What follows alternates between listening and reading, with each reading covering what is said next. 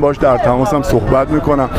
شما وقتی که عاشق یه چیزی باشی به ناحق ازتون بگیرن تا آخر عمرتون مثل کینه یا مثل اینجاتون رو میگیره. مهدی هاشمی نسب همه هوادارهای پرسپولیس رو دوست داره، پرسپولیس رو دوست داره، حالا داره برای استقلالم زحمت میکشه. مهدی هاشمی نسب رو من میشناسم.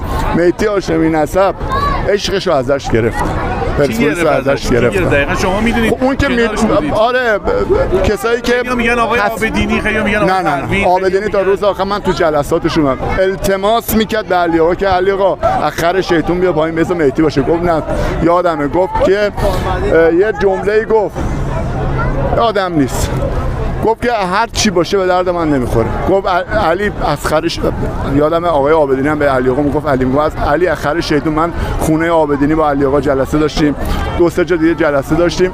آقای پروین مهدی هاشمی نسب قبل از خودش تشویق کردن، خیلی براش